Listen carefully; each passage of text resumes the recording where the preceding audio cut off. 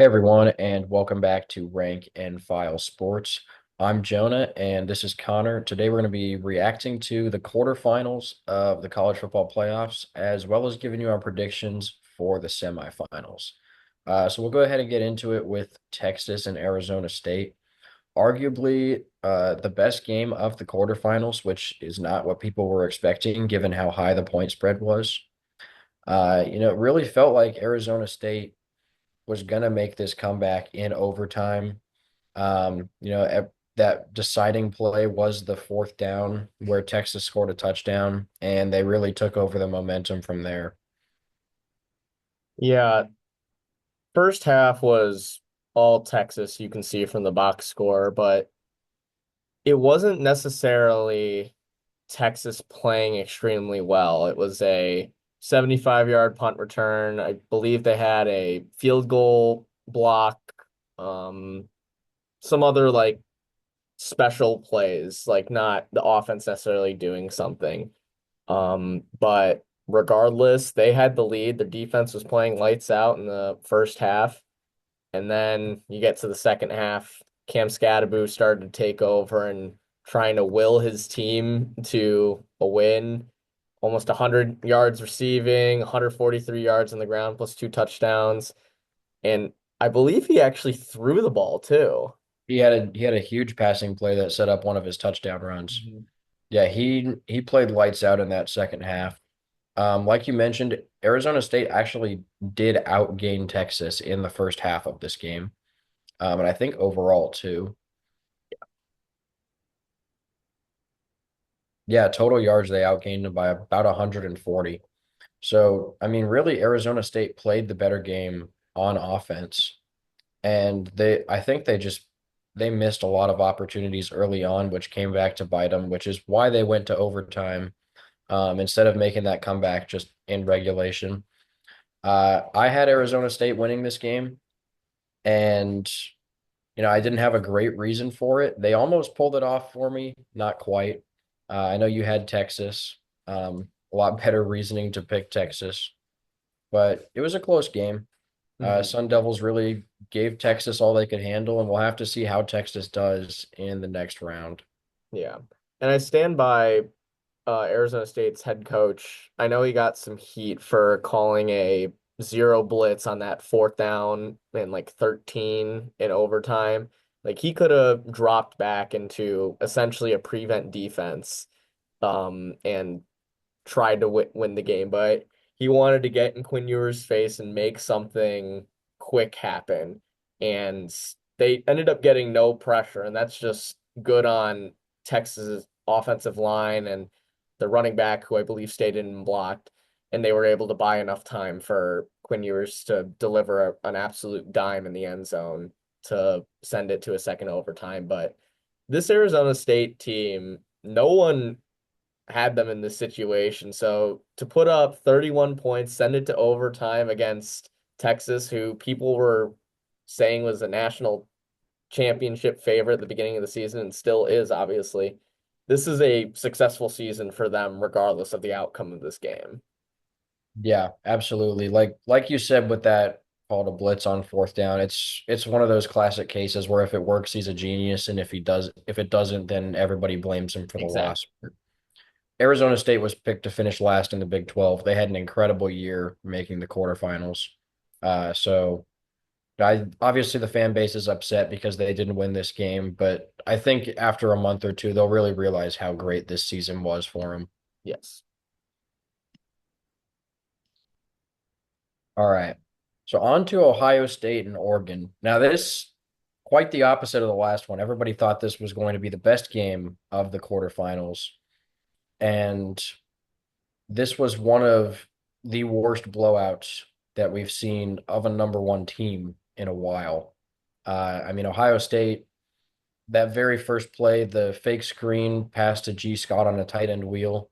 They had the momentum from then on and really didn't give it up until like a little bit in the third quarter. And at that point, they had built a 34-point lead. Oregon started to make a comeback, and Ohio State just shut them down in the third quarter. That was it. Really Yeah, just a blowout all around. we were saying last week, like this was going to be the game of the year. And truly it was, but for completely different reasons. I mean, like you said, Ohio State went up to a 34-point lead against the number one team in the country.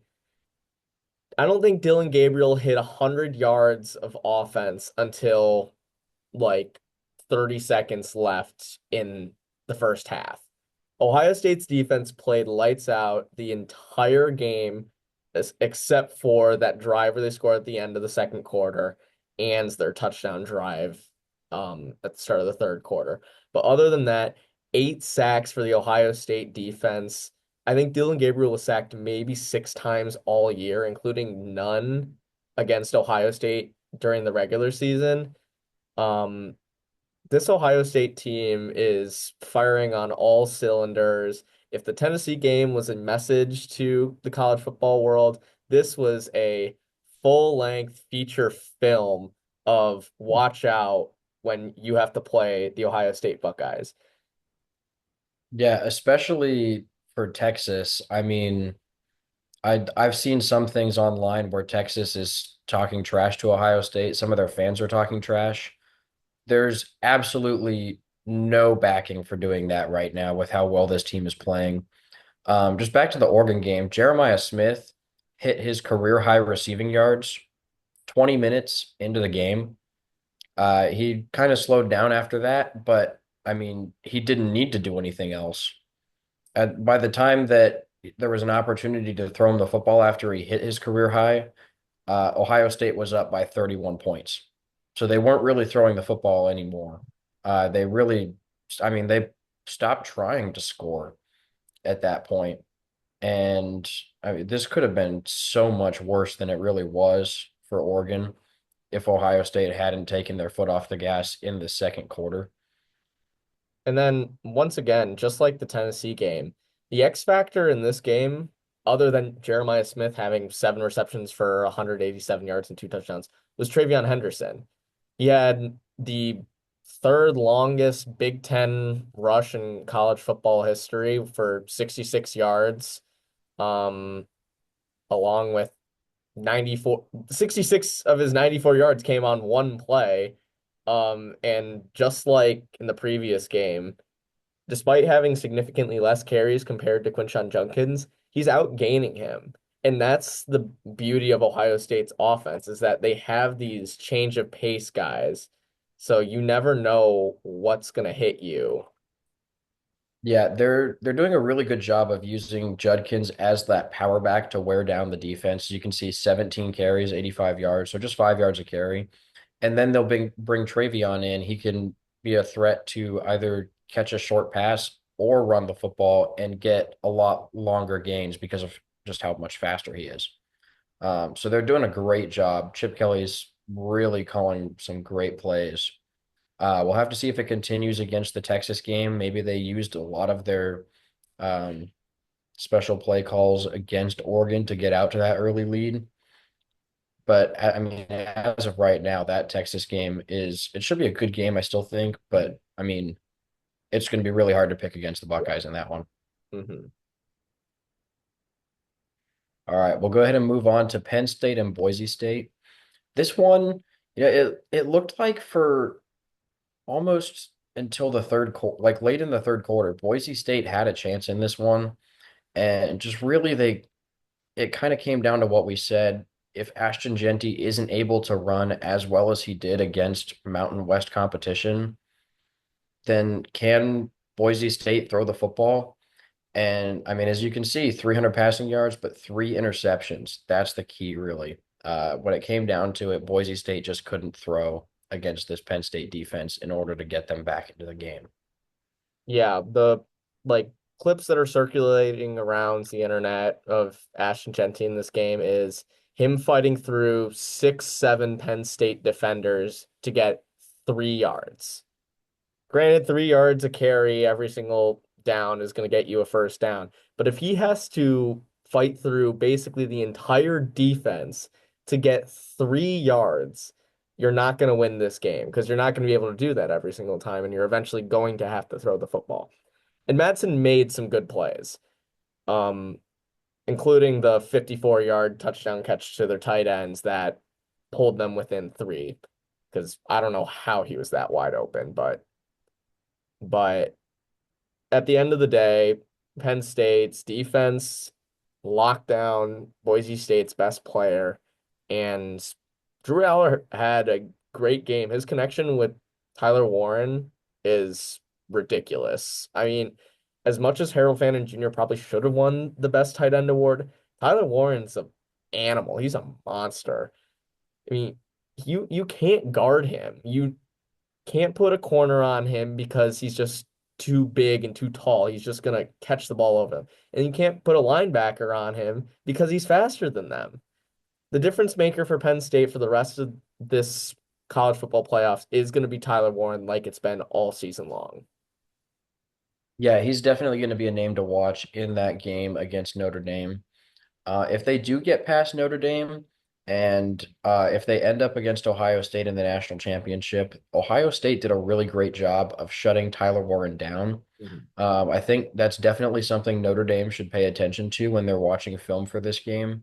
The type of ways that Penn State uses him, especially around the goal line, because that's the kind of stuff where if you can make one or two plays, that could be game changing just by covering Tyler Warren Mhm. specifically, because they will run plays specifically for him just because of how many guys he can run over after catching the football. And considering they don't really have a notable wide receiver core. Their team is Exactly. basically comprised of their two running backs, Drew Aller and Tyler Warren. Their wide receivers are obviously going to be there because when you have to put two guys on Tyler Warren to stop him, someone on the outside is going to be open. But that's the name of the game for Penn State for the rest of the way. It's their run game and it's Drew Aller to Tyler Warren. Yeah, I mean, Aller only had 171 passing yards in this game, just barely over 50% completion, but they ran for over 200 yards. Mhm. So that's another really key thing. Can Penn State run as well against Notre Dame as they did against Boise State? Mhm. I don't think they're going to have as many rushing yards, so that game's really going to fall a lot more onto Drew Aller. Yeah. So moving on to Notre Dame, obviously, this game was delayed due to the terrorist attack in New Orleans. So hopefully everybody there is, recovering and all that kind of stuff. Obviously, terrible what happened. As you can see, ESPN's kind of glitched here with all this scoring, so that's a little bit annoying. But Notre Dame played a great game. Uh, Georgia, a lot of people were saying that Notre Dame played their best game of the year and Georgia played their worst. I don't think that's true. This Notre Dame team, they played well, but they didn't play incredible. Georgia, they didn't play terribly either. Like I think a lot of that's just trying to make an excuse for why Georgia lost. And I just don't believe that Georgia was a great football team this year. I picked them at the start of the postseason to lose to Notre Dame in this football game. Um, I wasn't that impressed with Georgia heading into the playoffs. If they had Carson Beck, they still wouldn't have won this game. So yeah, I mean Notre Dame, I feel like earned this victory. I think I mean, you could see on the team stats that Georgia did outgain Notre Dame, and Riley Leonard had 90 passing yards and 80 Yeah. rushing yards as the leading rusher, which to me tells me that Georgia lost this game by beating themselves. The two turnovers they had, including the one at the end of the first half that set up Notre Dame to I don't remember if it was a touchdown or if it was a field goal to end the second quarter, but whatever it was, Notre Dame scored on the previous drive. Georgia turns the ball over with like 30 seconds left, and Notre Dame is able to get more points to go up like 10 at halftime. That's stuff like that is what you can't do. Those mistakes are what's gonna be costing you a game like this.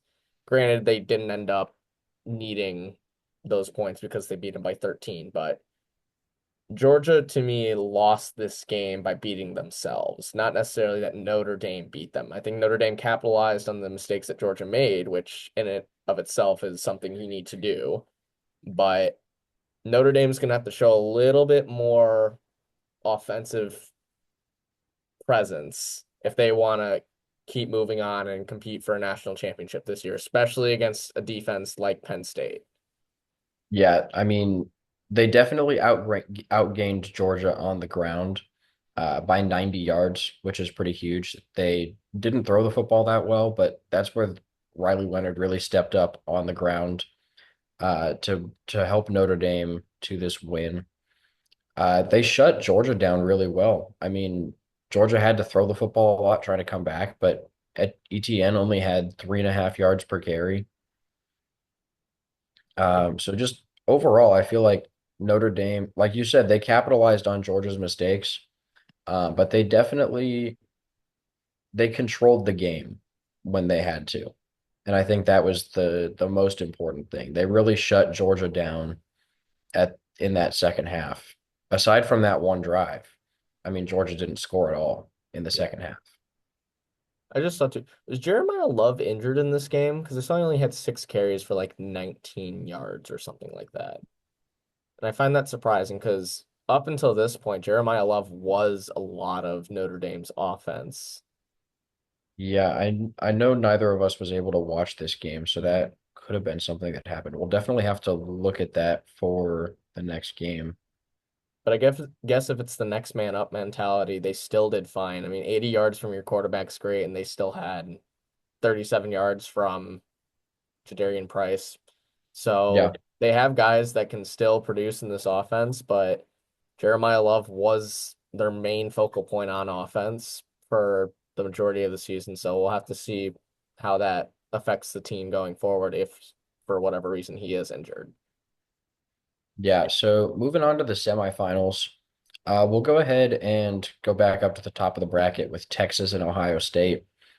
I'll go ahead and go first, kind of like I was saying right at the end of talking about the Ohio State Oregon game. I really don't know how anybody can beat this Ohio State team.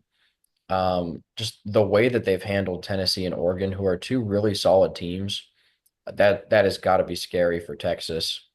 Um, the Longhorns, they've been a good football team this year, but they have not played a game where they've reached that level of elite that Ohio State has been those last two games.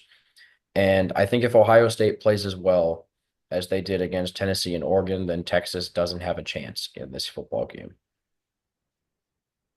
Yeah, I'm kind of in the same boat as you. I don't see how Ohio State could lose this game. I mean, obviously things can happen, but the way they've been playing the last 2 games, I think puts them in a position where this is just going to be like another step on their way to winning a national championship.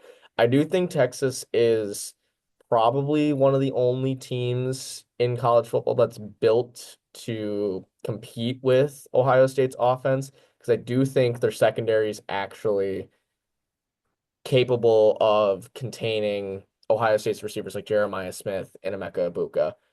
And the biggest thing of the 4 teams remaining, they're the only team in the semifinals this year that was also in the CFP semifinals last season with the same head coach, the same quarterback, and a lot of returning players. And they lost that game in a very close game to Washington.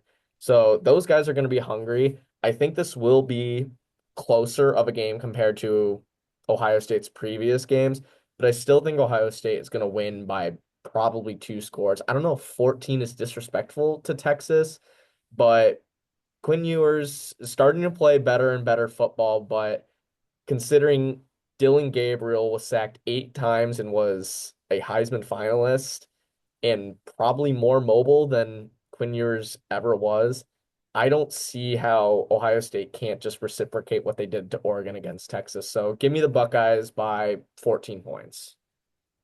Yeah, I mean, obviously it's really hard to play as well as Ohio State has 3 weeks in a row. It's impressive that they've done it twice, but I can't really see that same team that just beat Oregon by 20 points.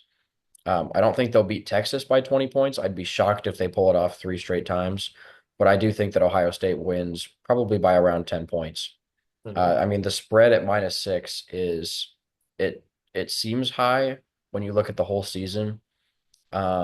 but just based on the last two games, I feel like Ohio State can cover that.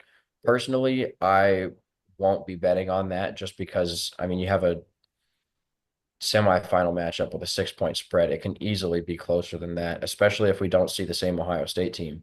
Hmm. And Um, another thing to keep in mind, this game is being played in Dallas. This is essentially a home game for Texas. So you're going to be going into an environment that is going to be ridiculously loud because it is a college football semifinal game and it's in Texas with one of the teams being from Texas. But as Ohio State's kind of shown throughout the season, away games or games where the opposing team's fan base is very loud and in your face, they've handled it pretty well. Their loss to Oregon was by 1 point. I mean, yes, it was a loss, but they competed in probably one of the top 10 loudest stadiums in the country. Then they beat Oregon again, or they beat Oregon in California, which even though it's not a home game for Oregon, you're gonna have a lot more Oregon fans there, even though Ohio State travels so well. So I think despite this probably leaning towards Texas crowd-wise, I think Ohio State is just gonna treat it like any other big game and beat them.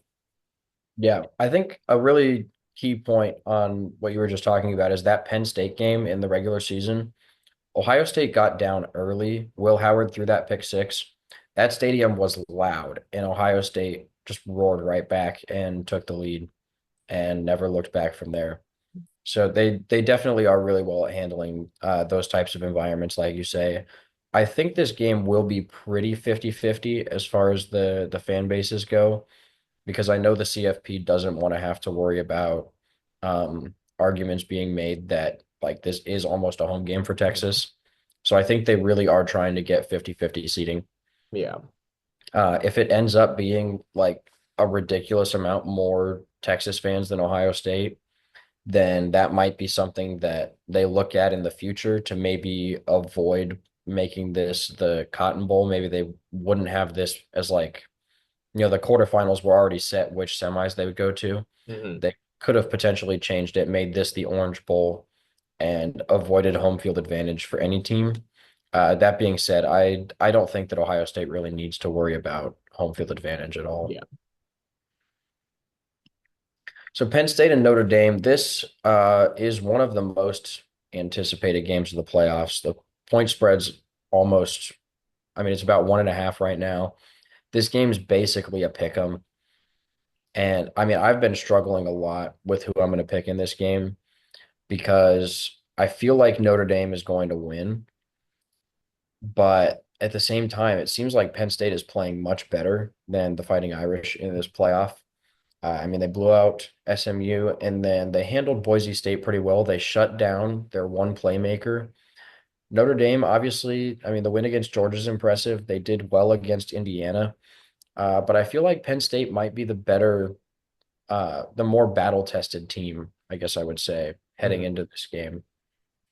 Yeah, it's kind of what we were talking about. I think you said Penn State's probably the better team, but you're gonna pick Notre Dame to win this game. And maybe it's just like media or whatever, but we expect out of Penn State and specifically James Franklin that at some point they're going to lose the big game. And this is probably their biggest game all season outside of the Ohio State game at home. And even though Penn State's been playing very well, I still don't think they've been playing comparable competition. Even though Notre Dame played a battered Georgia team, I'd still take that Georgia team over teams like SMU and Boise State. So I think this is Penn State's real, like first real game in the college football playoffs where they're really going to be tested from both sides of the football, both having to get past Notre Dame's defense and having to stop Notre Dame's offense. But like you said, you can go either way. If Penn State plays like they've been playing through the college football playoffs, plus how they played in the Big Ten championship against Oregon, then I don't see really how Notre Dame would be able to stop that. But who knows? This is a toss-up of a game.